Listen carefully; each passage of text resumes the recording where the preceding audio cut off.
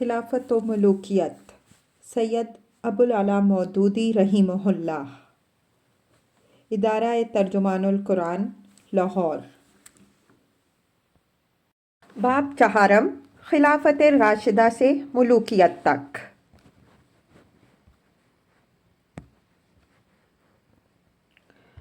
دوسرا مرحلہ،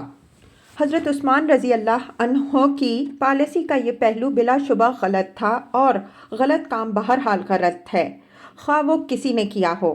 اس کو خواہ مخواہ کی سخن سازیوں سے صحیح ثابت کرنے کی کوشش کرنا نہ عقل و انصاف کا تقاضا ہے اور نہ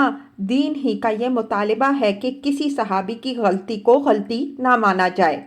مگر واقعہ یہ ہے کہ اس ایک پہلو کو چھوڑ کر باقی جملہ پہلوؤں سے ان کا کردار بحیثیت خلیفہ ایک مثالی کردار تھا، جس پر اعتراض کی کوئی گنجائش نہیں ہے۔ علاوہ بریں ان کی خلافت میں بحیثیت مجموعی خیر اس قدر تھی اور اسلام کی سربلندی کا اتنا بڑا کام ان کے عہد میں ہو رہا تھا کہ ان کی پالیسی کے اس پہلو سے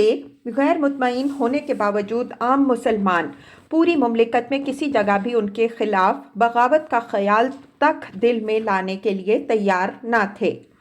ایک مرتبہ بصرے میں ان کے گورنر سعید بن عاص کے طرز عمل سے ناراض ہو کر کچھ لوگوں نے بغاوت برپا کرنے کی کوشش کی بھی، تو عوام نے ان کا ساتھ نہ دیا، اور جب حضرت عثمان رضی اللہ عنہ کی طرف سے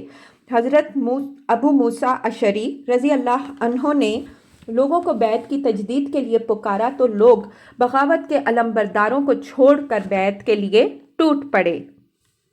یہی وجہ ہے کہ جو مختصر سا گروہ ان کے خلاف شورش برپا کرنے اٹھا، اس نے بغاوت کی دعوت عام دینے کے بجائے سازش کا راستہ اختیار کیا۔ اس تحریک کے علمبردار مصر، کوفہ اور بصرے سے تعلق رکھتے تھے۔ انہوں نے باہم خط و کتابت کر کے خفیہ طریقے سے یہ طے کیا کہ اچانک مدینہ پہنچ کر حضرت عثمان رضی اللہ عنہ پر دباؤ ڈالیں۔ انہوں نے حضرت عثمان رضی اللہ عنہ کے خلاف الزامات کی ایک طویل فہرست مرتب کی، جو زیادہ تر بالکل بے بنیاد یا ایسے کمزور الزامات پر مشتمل تھی جن کے معقول جوابات دیے جا سکتے تھے اور بعد میں دیے بھی گئے۔ پھر باہمی قرارداد کے مطابق یہ لوگ، جن کی تعداد 2000 سے زیادہ نہ تھی، مصر، کوفہ اور بصرے سے بیک وقت مدینہ پہنچے۔ یہ کسی علاقے کے بھی نمائندے نہ تھے، بلکہ ساز باز سے انہوں نے اپنی ایک پارٹی بنائی تھی۔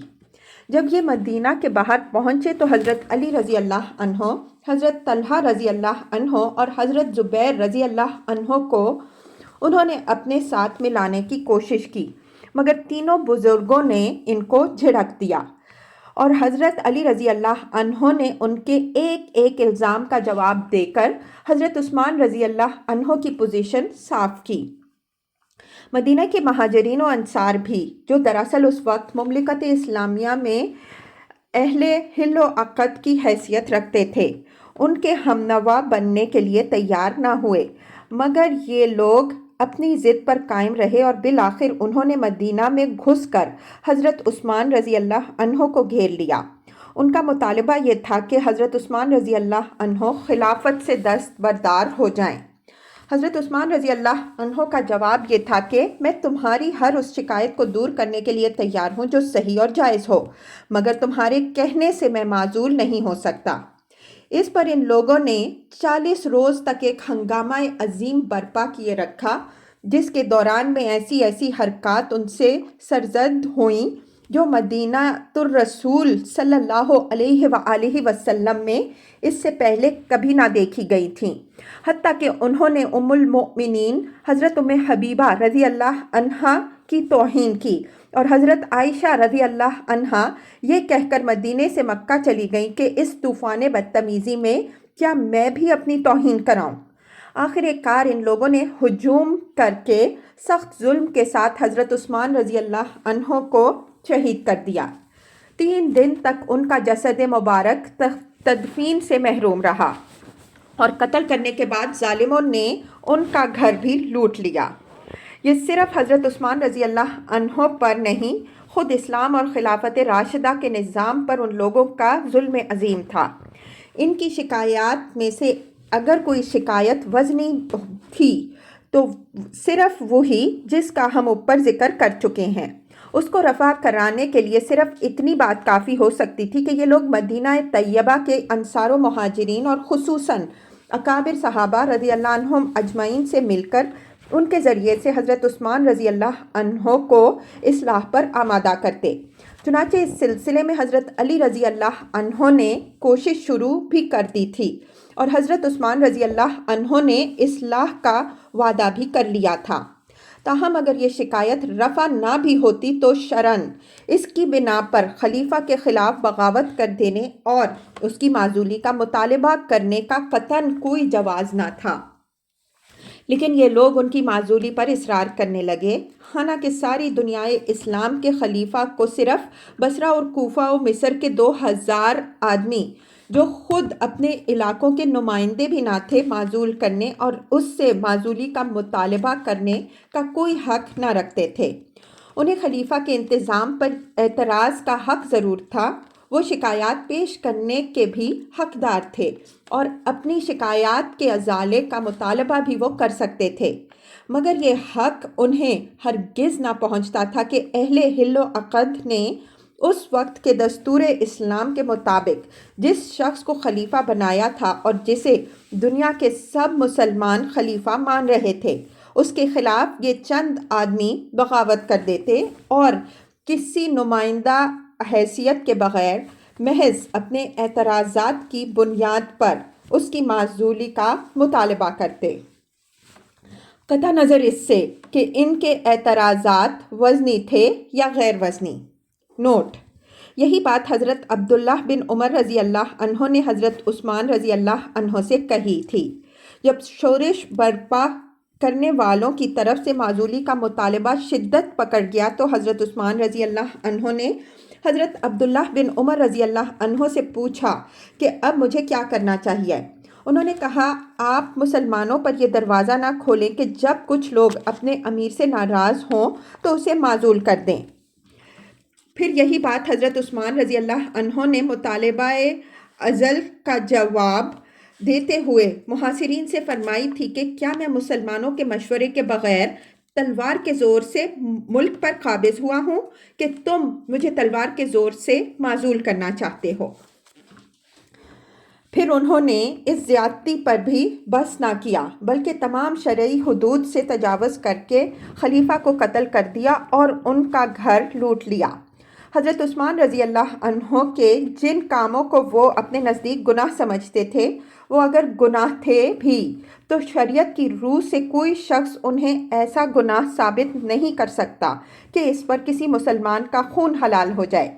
یہی بات حضرت عثمان رضی اللہ عنہ نے اپنی ایک تقریر میں ان سے فرمائی تھی کہ شریعت میں تو ایک آدمی چند متعین جرائم پر مستوجب قتل ہوتا ہے، میں نے ان میں سے کوئی جرم بھی نہیں کیا ہے، پھر کس بنا پر تم میرا خون اپنے لیے حلال کر رہے ہو؟ مگر جو لوگ شریعت کا نام لے کر ان پر معترض تھے، انہوں نے خود شریعت کا کوئی لحاظ نہ کیا اور ان کا خون ہی نہیں، ان کا مال بھی اپنے اوپر حلال کر لیا۔ اس مقام پر کسی شخص کو یہ شبہ لاحق نہ ہو کہ اہل مدینہ ان لوگوں کے لیے اس فعل پر راضی تھے۔ واقعہ یہ ہے کہ یہ لوگ اچانک مدینہ میں پہنچ گئے تھے اور انہوں نے اہم ناکوں پر قبضہ کر کے ایک حد تک اہل شہر کو بے بس کر دیا تھا۔ علاوہ بنی وہاں کسی کو یہ خیال بھی نہ تھا کہ یہ لوگ قتل جیسے گناہ عظیم کا واقعی ارتکاب کر بیٹھیں گے۔ مدینہ والوں کے لیے تو یہ انتہائی غیر متوقع حادثہ تھا جو بجلی کی طرح ان پر گرا، اور بعد میں وہ اس پر سخت نادم ہوئے کہ ہم نے مدافعت میں اتنی تقصیر کیوں کی۔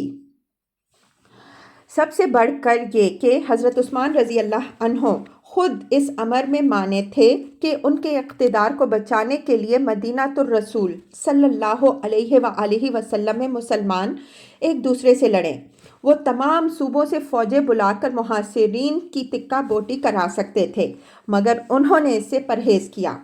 حضرت زید بن ثابت رضی اللہ عنہ نے ان سے کہا کہ تمام انصار آپ کی حمایت میں لڑنے کو تیار ہیں، مگر انہوں نے فرمایا کہ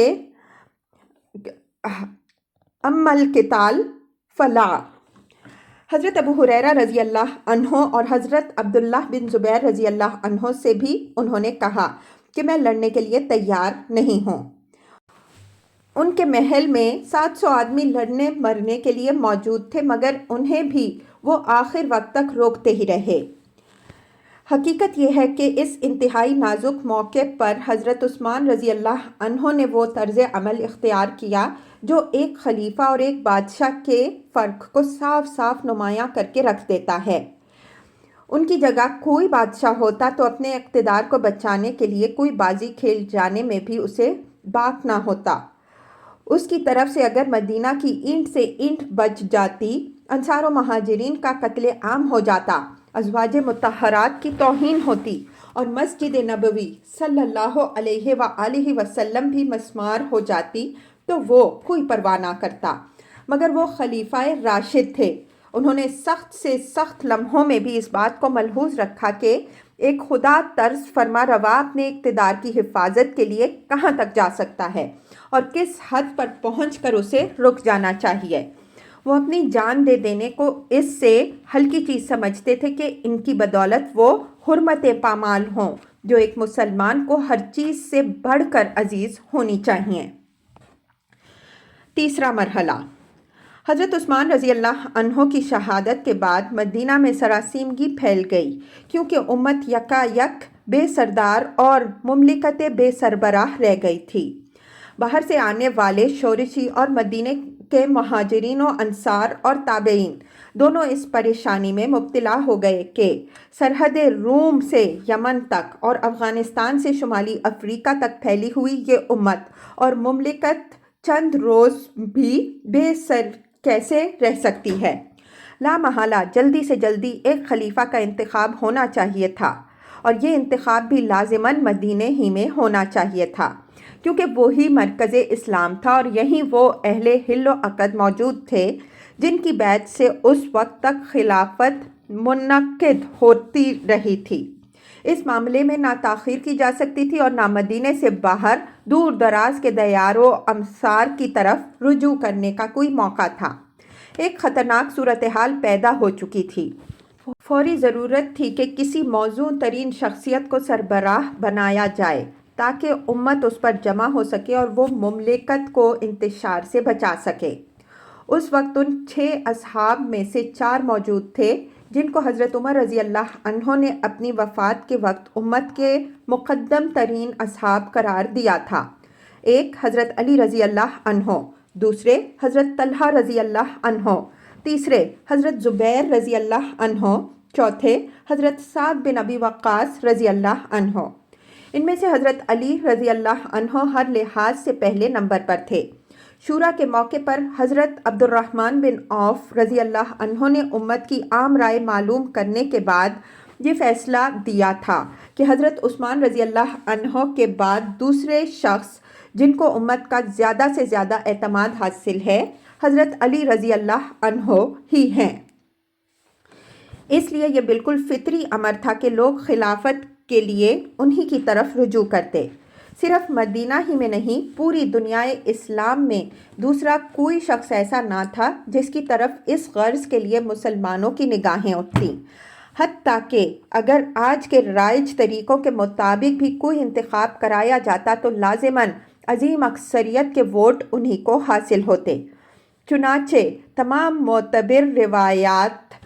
سے یہی معلوم ہوتا ہے کہ رسول اللہ صلی اللہ علیہ وآلہ وسلم کے اصحاب رضی اللہ عنہم اجمعین اور دوسرے اہل مدینہ کے ان کے پاس گئے اور ان سے کہا کہ یہ نظام کسی امیر کے بغیر قائم نہیں رہ سکتا۔ لوگوں کے لیے ایک امام کا وجود ناگزیر ہے، اور آج آپ کے سوا ہم کوئی ایسا شخص نہیں پاتے جو اس منصب کے لیے آپ سے زیادہ مستحق ہو، نہ ثابت خدمات کے اعتبار سے اور نہ رسول اللہ صلی اللہ علیہ وآلہ وسلم کے ساتھ قرب کے اعتبار سے۔ انہوں نے انکار کیا اور لوگوں نے اصرار کیا۔ آخر کار انہوں نے کہا، میری بیعت گھر بیٹھے خفیہ طریقے سے نہیں ہو سکتی۔ عام مسلمانوں کی رضا کے بغیر ایسا ہونا ممکن نہیں ہے۔ پھر مسجد نبوی صلی اللہ علیہ وآلہ وسلم میں اجتماع عام ہوا اور تمام مہاجرین و انصار رضی اللہ عنہم اجمعین نے ان کے ہاتھ پر بیعت کی۔ صحابہ رضی اللہ عنہم اجمعین میں سے 17 یا 20 ایسے بزرگ تھے جنہوں نے بیعت نہیں کی۔ اس رودات سے اس امر میں کوئی شبہ نہیں رہتا کہ حضرت علی رضی اللہ عنہ کی خلافت قطعی طور پر ٹھیک انہی اصولوں کے مطابق منعقد ہوئی تھی جن پر خلافت راشدہ کا انعقاد ہو سکتا تھا۔ وہ زبردستی اقتدار پر قابض نہیں ہوئے۔ انہوں نے خلافت حاصل کرنے کے لیے برائے نام بھی کوئی کوشش نہیں کی۔ لوگوں نے خود آزادانہ مشاورت سے ان کو خلیفہ منتخب کیا۔ صحابہ کی عظیم اکثریت نے ان کے ہاتھ پر بیعت کی اور بعد میں شام کے سوا تمام بلاد اسلامیہ نے ان کو خلیفہ تسلیم کیا۔ اب اگر حضرت سعد بن عبادہ رضی اللہ عنہ کے بیعت نہ کرنے سے حضرت ابو بکر رضی اللہ عنہ اور عمر رضی اللہ عنہ کی خلافت مشتبہ نہیں ہوتی تو 17 یا 20 صحابہ رضی اللہ عنہم اجمعین کے بیعت نہ کرنے سے حضرت علی رضی اللہ عنہ کی خلافت کیسے مشتبہ قرار پا سکتی ہے؟ علاوہ بریں ان چند اصحاب کا بیعت نہ کرنا تو محض ایک منفی فعل تھا جس سے خلافت کے معاملے کی آئینی پوزیشن پر کوئی اثر نہیں پڑتا۔ کیا مقابلے میں کوئی دوسرا خلیفہ تھا جس کے ہاتھ پر انہوں نے جوابی بیعت کی ہو؟ یا ان کا کہنا یہ تھا کہ اب امت اور مملکت کو بے خلیفہ رہنا چاہیے، یا یہ کہ کچھ مدت تک خلافت کا منصب خالی رہنا چاہیے؟ اگر ان میں سے کوئی بھی بات تھی تو محض ان کے بیعت نہ کرنے کے یہ معنی کیسے ہو سکتے ہیں کہ اکثریت اور عظیم اکثریت نے جس کے ہاتھ پر بیعت کی تھی وہ جائز طور پر فی الواقع خلیفہ نہیں بنا۔ اس طرح امت کو یہ موقع مل گیا کہ خلافت راشدہ کے نظام میں جو خطرناک رخنہ حضرت عثمان رضی اللہ عنہ کی شہادت سے پیدا ہوا تھا وہ بھر جاتا اور حضرت علی رضی اللہ عنہ پھر سے اس کو سنبھال لیتے۔ لیکن 3 چیزیں ایسی تھیں جنہوں نے اس رخنے کو نہ بھرنے دیا بلکہ اسے اور زیادہ بڑھا کر ملوکیت کی طرف امت کو دھکیلنے میں ایک مرحلہ اور طے کرا دیا۔ 1. حضرت علی رضی اللہ عنہ کو خلیفہ بنانے میں ان لوگوں کی شرکت جو حضرت عثمان رضی اللہ عنہ کے خلاف شورش برپا کرنے کے لیے باہر سے آئے ہوئے تھے۔ ان میں وہ لوگ بھی شامل تھے جنہوں نے بالفعل جرم قتل کا ارتکاب کیا تھا اور وہ بھی جو قتل کے محرک اور اس میں اعانت کے مرتکب ہوئے تھے، اور ویسے مجموعی طور پر اس فساد کی ذمہ داری ان پر عائد ہوتی تھی۔ خلافت کے کام میں ان کی شرکت ایک بہت بڑے فتنے کی موجب بن گئی، لیکن جو شخص بھی ان حالات کو سمجھنے کی کوشش کرے گا جو اس وقت مدینے میں درپیش تھے وہ یہ محسوس کیے بغیر نہیں رہ سکتا کہ اس وقت ان لوگوں کو انتخاب خلیفہ کے کام میں شریک ہونے سے کسی طرح باز نہیں رکھا جا سکتا تھا۔ پھر بھی ان کی شرکت کے باوجود جو فیصلہ ہوا وہ بجائے خود ایک صحیح فیصلہ تھا، اور اگر امت کے تمام با اثر اصحاب اتفاق رائے کے ساتھ حضرت علی رضی اللہ عنہ کے ہاتھ مضبوط کر دیتے تو یقیناً قاتلین عثمان رضی اللہ عنہ کافر کردار کو پہنچا دیے جاتے اور فتنے کی یہ صورت جو بدقسمتی سے رونما ہو گئی تھی بآسانی ختم ہو جاتی۔ دوسرے، بعض اکابر صحابہ کا حضرت علی رضی اللہ عنہ کی بیعت سے الگ رہنا، یہ طرز عمل اگرچہ ان بزرگوں نے انتہائی نیک نیتی کے ساتھ محض فتنے سے بچنے کی خاطر اختیار فرمایا، لیکن بعد کے واقعات نے ثابت کر دیا کہ جس فتنے سے وہ بچنا چاہتے تھے اس سے بدرجہ زیادہ بڑے فتنے میں ان کا یہ فعل الٹا مددگار بن گیا۔ بہرحال امت کے نہایت با اثر لوگ تھے۔ ان میں سے ہر ایک ایسا تھا جس پر ہزاروں مسلمانوں کو اعتماد تھا۔ ان کی علیحدگی نے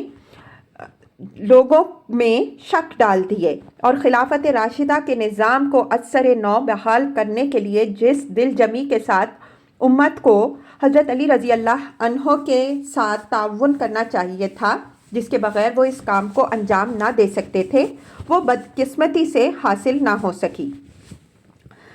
تیسرے، حضرت عثمان رضی اللہ عنہ کے خون کا مطالبہ، جسے لے کر دو طرف سے دو فریق اٹھ کھڑے ہوئے۔ ایک طرف حضرت عائشہ رضی اللہ عنہ اور حضرات طلحہ و زبیر رضی اللہ عنہما، اور دوسری طرف حضرت معاویہ رضی اللہ عنہ۔ ان دونوں فریقوں کے مرتبہ و مقام اور جلالت قدر کا احترام ملحوظ رکھتے ہوئے بھی یہ کہے بغیر چارہ نہیں ہے کہ دونوں کی پوزیشن آئینی حیثیت سے کسی طرح درست نہیں مانی جا سکتی۔ ظاہر ہے کہ یہ جاہلیت کے دور کا قبائلی نظام تو نہ تھا کہ کسی مقتول کے خون کا مطالبہ لے کر جو چاہے اور جس طرح چاہے اٹھ کھڑا ہو اور جو طریقہ چاہے اسے پورا کرانے کے لیے استعمال کر لے۔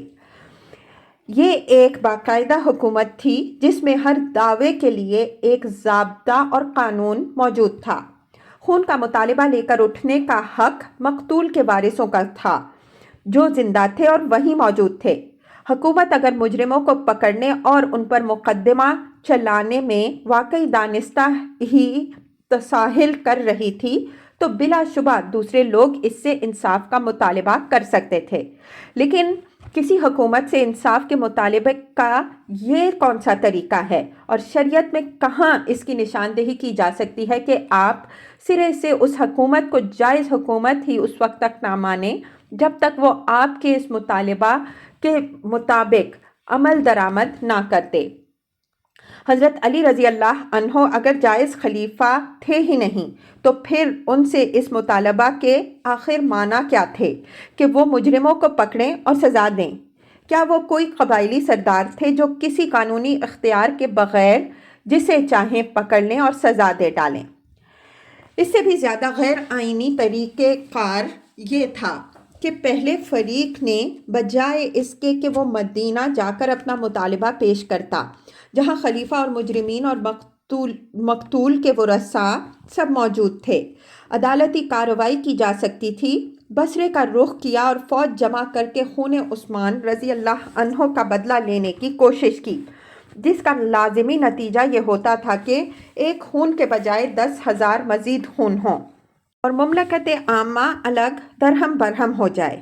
شریعت الہی تو درکنار دنیا کے کسی آئین و قانون کی روح سے بھی اسے ایک جائز کارروائی نہیں مانا جا سکتا۔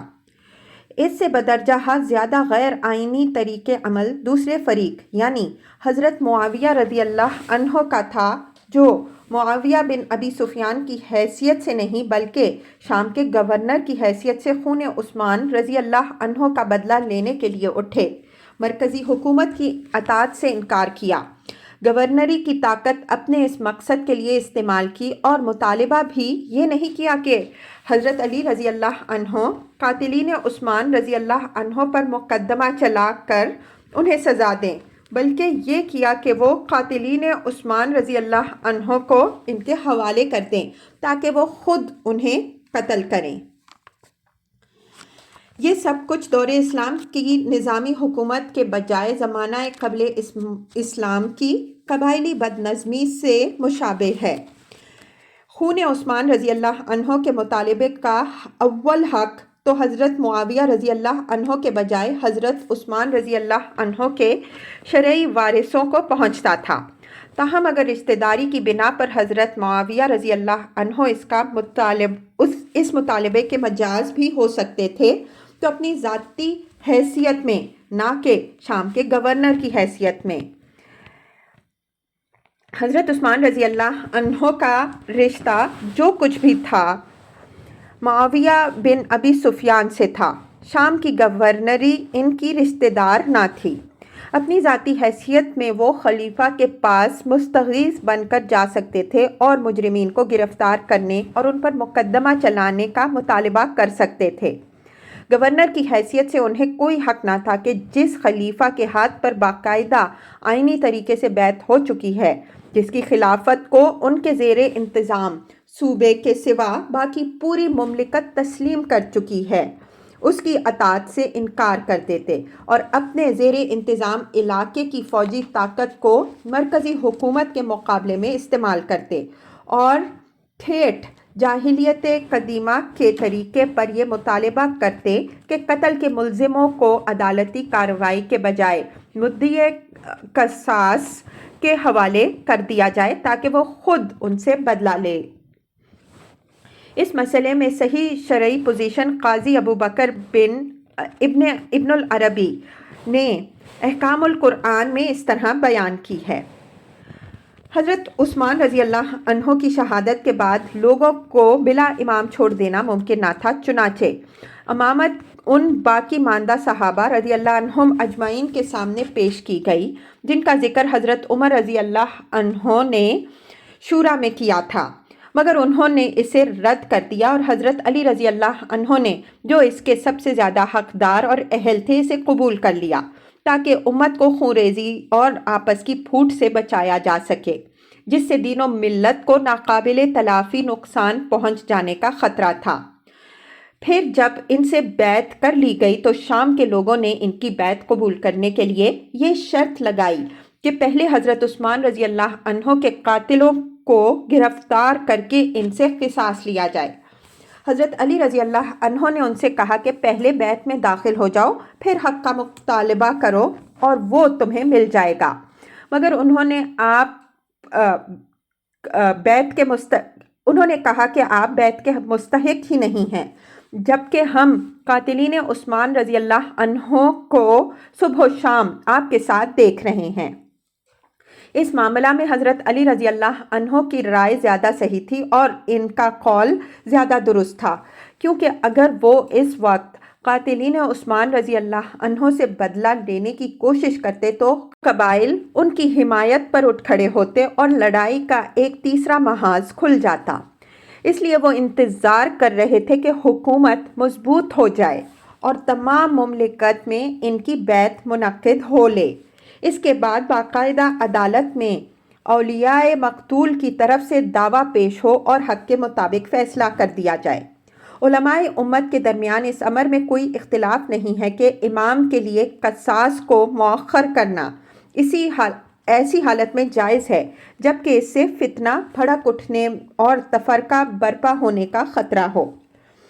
ऐसा ही मामला हज़रत तलहा और ज़ुबैर रज़ी अल्लाह अन्हुमा का भी था।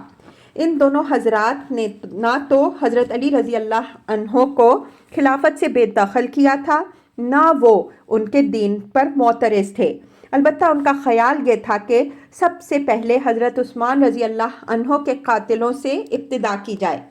मगर हज़रत अली रज़ी अल्लाह अन्हो अपनी राय पर कायम रहे और उन्हीं की राय सही थी। आगे चलकर काजी साहब आयत फ़क़ातिलुल्लती तबग़ी हत्ता तफ़ीअ इला अम्रिल्लाह सूरह हुजरात आयत 9 की तफसीर पर कलाम करते हुए लिखते हैं, हज़रत अली रज़ी अल्लाह अन्हो ने इन हालात में इसी आयत के मुताबिक अमल किया था।